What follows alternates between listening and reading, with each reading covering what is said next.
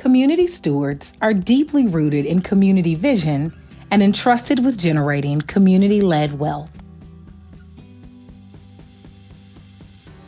I really like the term community steward. One of the things that we really enjoy about the work that we do here is the fact that we have so many people doing so many different things that are focused on not only moving a certain project forward, like community gardening or identifying spaces and places to develop and repurpose for the use of the community, but they also have a shared vision of what Memphis can be like in the future if we all work collectively. The Real People's Fund is a $10 million community loan fund that is powered by Oakland residents, movement leaders, financial activists, and entrepreneurs who are focused on building collective wealth and power for small businesses. We do that by offering access to capital. We do that by offering culturally relevant and holistic business support. And we also do that by nurturing a community of small businesses in Oakland to build power together in our communities. We were invited to help fulfill a dream that the elders had, which was to regain the legal and the inherent and moral right to co-manage the Missouri River bioregion. The Yankton tribe is on the shores of the river and yet has no access, even buys its drinking water from a private company that takes the water from that river and sells it back to the community. And so what we've been able to do over the last 6 years is to support the Traditional Women's Society, the Brave Hat Society, the Treaty Committee, and the Yankton Sioux Business and Claims Committee. What we've been able to do is to build their capacity to lean into being sovereign, to put within the 21st century context how we must and can play our rightful role as caretakers of Mother Earth. We hear a lot of the stories of trauma around money in our communities. And so this is really a space also where we can get to explore some of those things together and have a chance to reimagine a world. What would it look like if the economy really loved Black people, really loved people of color? And we're getting to do that every day. This is a new stage of our work, is developing more of an economic side to the work. Before it was really about sovereignty and about traditional environmental knowledge. And now people are talking about why not? Why shouldn't we have our own fishery? Why shouldn't we have our own intake? And that it would be such an important element of nation building to have a fishery, intakes on the river, employ our people, and to restore in an official way the relationship with the river. They're in that stage now where they're moving into those things, and they have plans and they have drawings, and they actually have taken some steps to actually secure land not even on the river but near the river and in other places, so they can reintroduce the farming techniques that used to be in existence in that place in a traditional way. And that, in their mind, and traditionally and historically, we see that is usually the beginning of a kind of collective, economically sustainable pathway that they can begin on. A lot of our work centers around, that notion and understanding that Black excellence has been in our community since its inception almost, but it's not being realized in today's economy. And so that fuels our fire to say, creativity is here.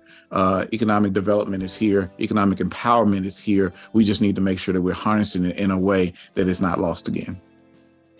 What makes the Real People's Fund special and unique is that we get to reimagine capital as a tool for healing, repair, and connection. And in that, what it's asking us to do is rewrite the rules and reimagine the possibility of a transformative financial economy rooted in people. We have identified, particularly Black creatives who have a unique lens and perspective, but maybe have not always been included when we talk about economic development and instigating change in the city. So we have identified such leaders who already have a focus on the communities that they're in, but also the city as a whole. And we brought them together collaboratively to do two things, really. One, develop a design and a plan for a space here in the city of Memphis that will be a hub or a gathering spot and a resource center for individuals like them that will come after. And then also help them in their respective lanes to build capacity and to scale the efforts that they have individually, whether it is as nonprofit leaders, developers, or entrepreneurs. People really look to Oakland as a place for creativity and power building and art and culture and music that is all happening here. And the reason why that is possible is because these small businesses are putting themselves out there to express their passion, their spirit, their culture, and their creativity that we have the honor of experiencing and sharing with them. And so if we can offer pathways for them to heal and repair and access capital that will make them feel wealthy in all the ways, that's the kind of Oakland that we want to envision. What we've seen from communities like the one we're working in is they begin to think about what does it mean to not only clean the river, but what does it mean to regrow the plants, to reintroduce the plants to that area, right? To reintroduce the animals to that area. And so just that physical act itself is not enough. You have to revive the societies that were responsible for that as well. So then you begin thinking about what does it mean to live collectively, to grow stuff, to grow food, to harvest things from this river in a sustainable way and share it with our community. What kind of values, what kind of principles, what kind of philosophy do we need to re-engage and lift up again for our people? Economic development cannot be disconnected from the impact of movements. The people who are leading this, they are all veterans of fighting for over a decade to stop the KXL pipeline from destroying the river.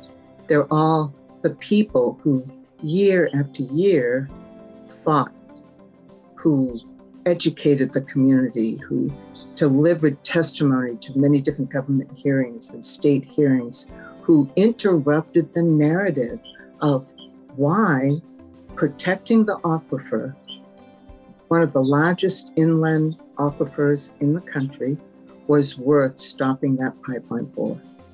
And they succeeded. Years of real commitment to building a movement that could win. They knew, the tribal leaders and traditional leaders on the ground knew they couldn't win this alone. It was a native-led, traditionally led movement that had its highs and lows and finally was victorious. And I think that is kind of a snapshot of what many communities are like. The people who are always trying to move things are the ones who come up with real solutions that have staying power and that not only heal the land, but heal the spirit. Care is a really big pillar in our work, and how we think about how are we centering care to the people that we work with. What we're trying to do is uplift the stories of what is real about owning a business in Oakland, what feels hard, and where do we start from? How do we come into this work offering some sort of support and space where they can feel cared for, nurtured? And so building that power in our communities starts from the narrative power of our stories. One local effort that we were engaged in last year, we were a part of the local campaign for the Oakland Progressive Business Tax. It was Measure T. And we were able to organize entrepreneurs. We were able to offer town hall sessions, information sessions, training up folks on just how to learn about who their city council member is, what ways they can take action in their community, what ways that this measure would impact small businesses, so they can really feel engaged and empowered and have a voice in local policy. We actually were successful in that campaign, and so we earned another $20 million in Oakland city budget that we're going to be this year piloting a participatory budgeting process. So a chance for BIPOC entrepreneurs to really weigh in on how they see, how they want those funds directed.